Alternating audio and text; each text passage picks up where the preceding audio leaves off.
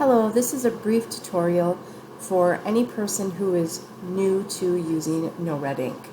So once I'm at the No-Red Ink page, I'm going to select the sign up option, sign up for an account, and it's going to bring me to this page and it's going to ask me if I am a teacher or student. So I'm going to select I am a student. It's going to ask you for your class code. Your class code is linked in the announcements.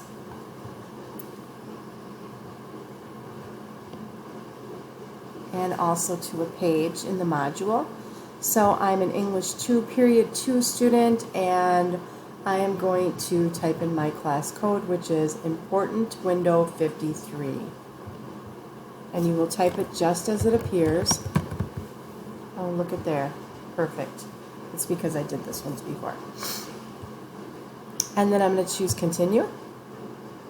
And then I'm just going to fill in my first name, last name, and I'm going to choose the sign up with Google option. Okay? If you look up above, it already has listed English 2 period 2. And I can't go any further than that because I already have a teacher account, so if I do that, it's just going to tell me that it already exists, and I don't want to confuse anyone. But that's the basics to signing up. Really, it's very simple. Like I said, just put your name here, first, last, username, password.